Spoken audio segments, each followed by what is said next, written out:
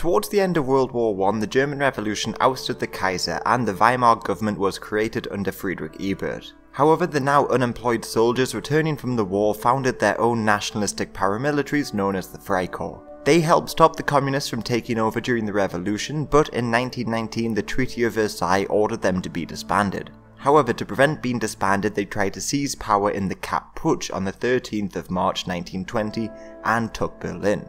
They were successful because many within the regular army refused to fight them, as many within the army shared their nationalistic politics. However, the ruling SPD party called for a general strike and 12 million people refused to work, bringing industry and communications to a standstill.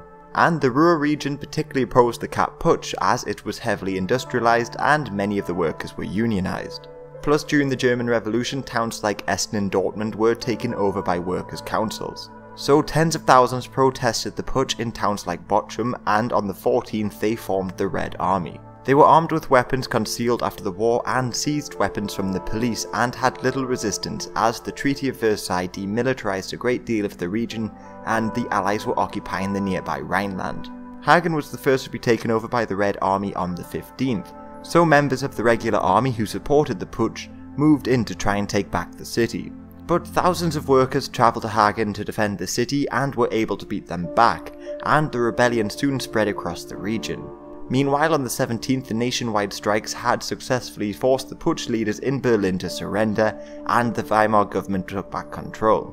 But to gain the support of the army, many putsch leaders and sympathisers were not punished, angering the left-wing workers' councils in the Ruhr region. Plus, the Red Army did not lay down their arms, and in fact expanded, taking towns like Essen on the 19th and Dinslaken on the 23rd. But they were far from united as each city's leadership had different political leanings. Hagen, for instance, was under the leadership of moderates from the ruling SPD party, the more left-wing USPD took over the southern cities, and Duisburg had many anarchists in their council. So the Weimar government tried to exploit these differences to re-establish control and met with the moderate leaders of cities like Dusseldorf and Munster on the 23rd of March. The Bielefeld Agreement granted amnesty to the rebels and the Ruhr region would have no military presence in exchange for the rebels disarming. But the other more radical councils in towns like Mulheim and Hamborn rejected this agreement outright, while the communists wanted more concessions.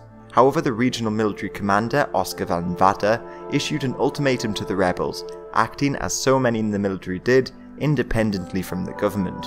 He demanded the tightening of the terms of disarmament, causing 300,000 miners in Essen to go on strike on the 29th.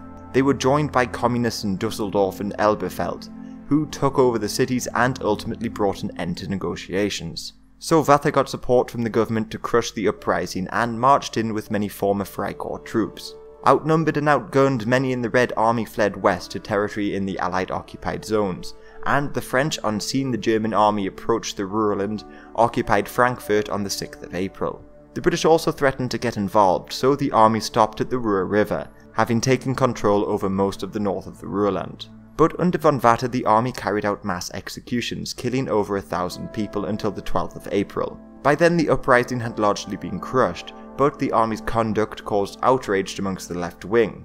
So Ebert's SPD party lost a great deal of support, and in the election of 1920 they lost over 60 seats in the Reichstag. The more left-wing USPD party gained a lot of seats, and so too did the far-right DNVP. Plus, the Weimar government defaulted on paying back the war reparations they had to pay the Allies, so in 1923 the French military occupied the Ruhr region, and their 2-year occupation angered the Germans, and the right-wing parties gained even more support.